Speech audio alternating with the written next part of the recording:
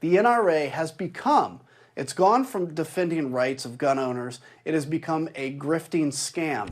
Well, this was refreshing to see. Republican Congressman Adam Kinzinger, a man that owns an AR-15 and once held an A rating from the NRA, is now calling for some basic gun reform while slamming the NRA. So check him out here on ABC's This Week. But I think that raising the age of gun purchase to 21 is a no-brainer. If you look at the Parkland shooting, you look at Buffalo, you look at this shooting, these are people under the age of 21. We know that the human brain develops and matures a lot between the age of 18 and 21. We just raised, without really so much as a blink, the age of purchasing cigarettes federally to 21. You know, the reaction of my colleagues of the NRA to say, hey, if you want to come and take my gun. So I'm going to walk around, I'm going to go into the Michigan State Capitol with my AR because I can. By the way, can I make a point that open carry, especially with ARs, is one of the more insane things. Maybe out west it works fine, I'm not going to go after it there, but to walk into the state capitol of Michigan with a gun because it makes you feel tough, these are the kinds of things that Second Amendment supporters are doing no favors to defend that Second Amendment the next generation. So for me, I woke up the morning after Vegas, the Vegas shooting. I had shot a bump stock before. I heard the audio from that shooting. I knew that was a bump stock, and I called for banning bump stocks, which, by the way, was ultimately done. And because of that, the NRA basically said Kinzinger's a rhino or whatever their language was. And I realized, especially then, the only thing the NRA cares about is raising money on your back. They don't really give a lot of money to people. They can get people upset. And they're competing with another group called Gun Owners of America. You think the NRA is crazy? Look at the Gun Owners of America. These are the ones that believe there should be zero restrictions on owning guns.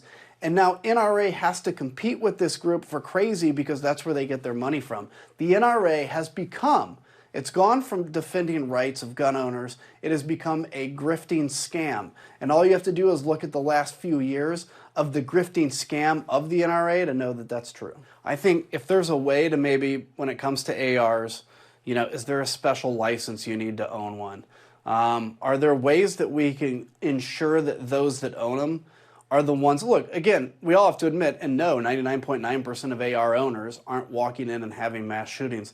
Is there a way to differentiate and make a distinction there? Okay. I'm definitely ready to engage in that conversation, and maybe that ultimately includes not selling them anymore. That's fine, because to me, again, I'm focused on saving life now.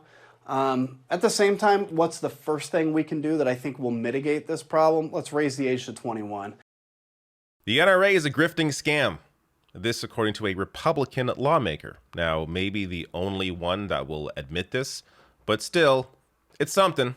Now, also, yes, of course, because he is the only one that's going to admit this, he is just one vote in the House. The real issue here is the Senate being a 50-50 split. That's where you really need the votes to be able to do something.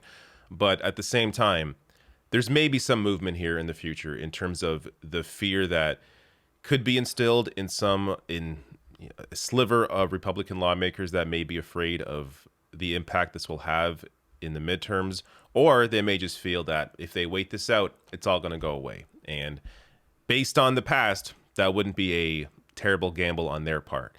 But that's why this fight, this push to make some changes has to be kept up.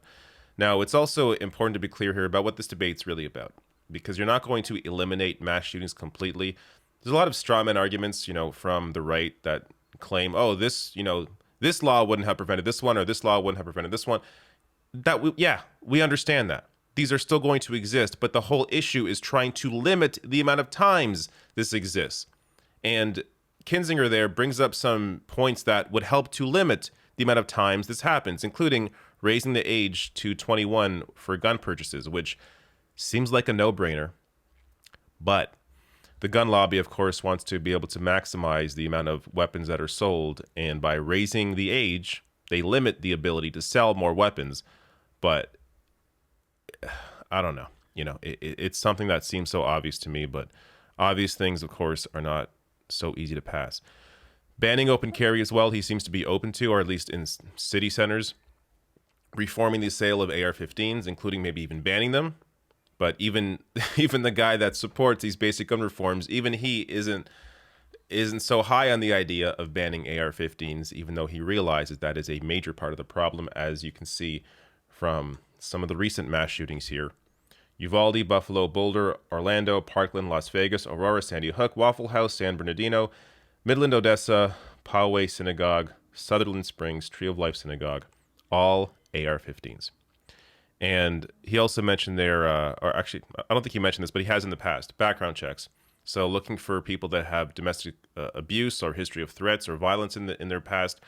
Another no-brainer when it comes to trying to limit the amount of times this kind of thing happens. And he's also, by the way, an Iraq War veteran, which maybe for conservatives helps to, add some weight to his argument. But if you are really, just a gun nut, you're not going to care about what he's saying at all. Now, also worth pointing out here in terms of an assault weapons ban, or the potential of one. This was shared by Adam Kinzinger, if I said that correctly.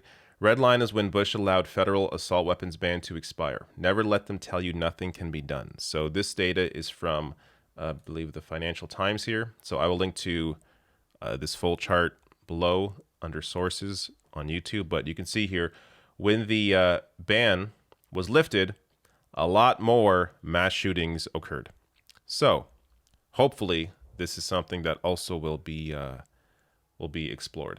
But he's one vote. I don't want to get too high on these comments here, but it is an opportunity to educate potentially some conservative voters on this issue, and that if you actually look at what just basic things can be done, I think anybody with a level head can see, hey, banning sale up to age 21, banning AR-15s, or at least reforming who can acquire them, background checks, these are all very basic things that at the very least can limit the amount of mass shootings that occur.